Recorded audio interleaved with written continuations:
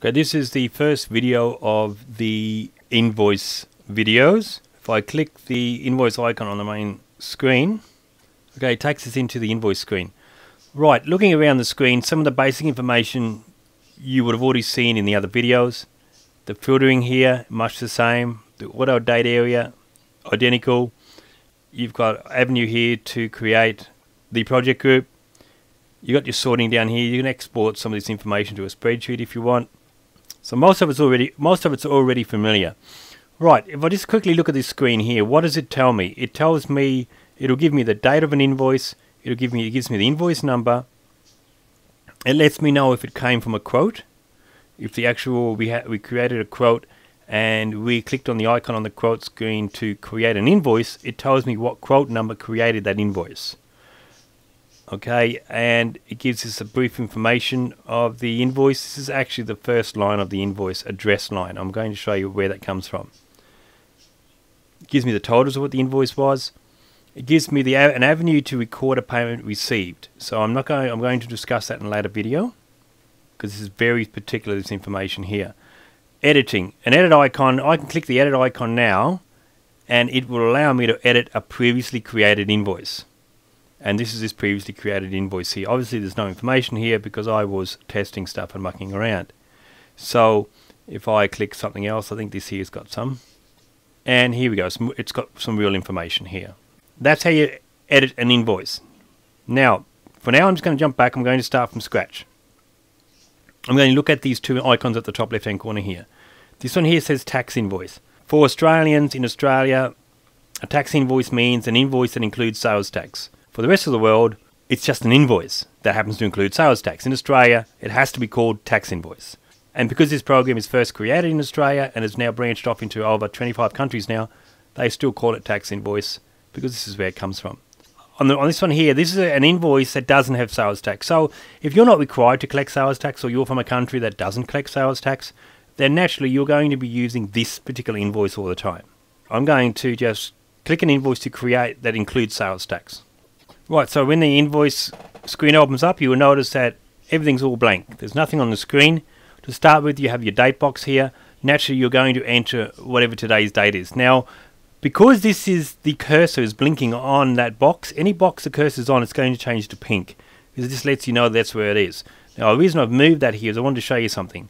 See how this box here and this box here is green, and all these other ones are white?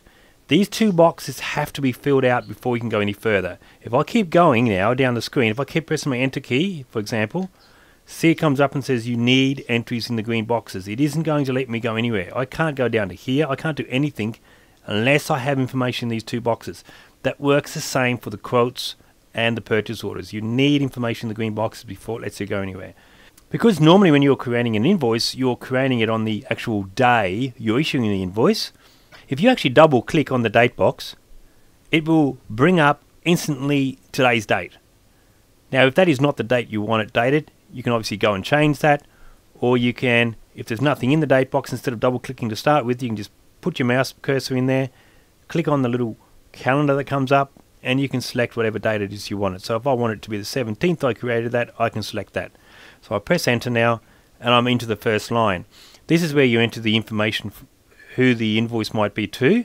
So in this case, I'm going to say Mr. Smith. So I'm creating an invoice to Mr. Smith. Now, I want to point something out. See how that went to capital then?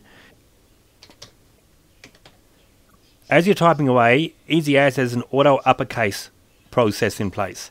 So as you're entering the information in an invoice, it's automatically, the moment you press enter, it's automatically going to convert that information to uppercase. This happens for all of the invoice. Now, I know that some individuals don't want that to occur.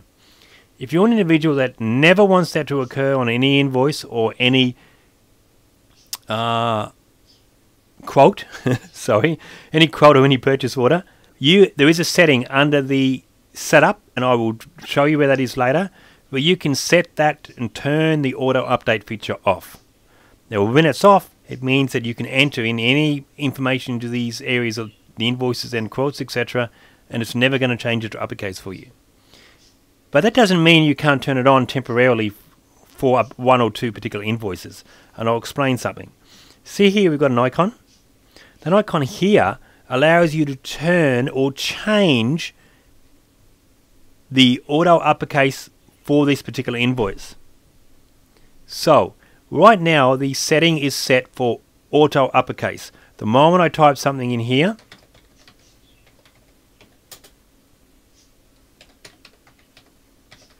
the moment I type that in and I press enter, it's going to convert that to uppercase. But if I don't want, if say for example, I'm happy for the address book to be converted to uppercase, and I start typing in information here, and let's say that this was for, because it's Smithville's maintenance service, it might be for a repair at 35 Peter Street. Now, problem is this, the moment I enter that and I move my mouse off that box, it's going to change it to uppercase. So if you don't want anything to be lowercase after this point, you might want this to stay uppercase, but when you get to here you want it lowercase, switch it off. So if I click this button, it says change case. Now as I type something in from now on, anything else I type in will stay at this exact same case that you've written it in. Right, so now I've typed that. If I press enter, you'll notice it doesn't change to uppercase. See that? It stayed the same. So this allows you to change the case setting for this particular invoice. If now I go to create another invoice, that invoice case 1 have changed. The thing about this is now is if I exit this invoice and come back in, the case setting remains lowercase for this particular invoice, because that's now what happens. I've now changed it. That's pertaining to the individual invoice. Because as you create a new invoice, it automatically defaults back to the default setting from the setup area. So just be aware of that. And if you actually change the default setting in the setup area and say that I want it to be lowercase for everything I create, but suddenly you say, you know, I like my invoices, I like this line now to always be uppercase for my invoices. So before you create that, click change case. And it will do the opposite of what the default is. So because of the default, you've switched it to be lowercase. When you turn this on, it will create this as uppercase. So now, let's say now I want this box and this box to be lowercase. So I've changed that. And to actually get in this box, guys, if I press enter here, did you notice before it went down to here? This particular box is a notes box. You cannot enter this box. See, it says here, use your mouse. The enter key normally takes you from here and normally to the next box, but you have to use your mouse to get into here. And I'll explain why. When you're in this box here, the enter key does not take you out of this box. The enter key gives you a new line. That's why you can't get into this box without clicking it with a mouse.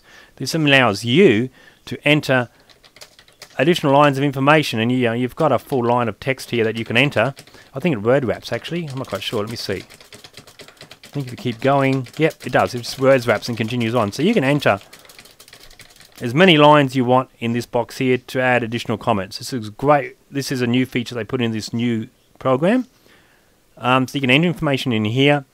And now, if I exit out of that, to exit out of that, you just click your mouse out of it.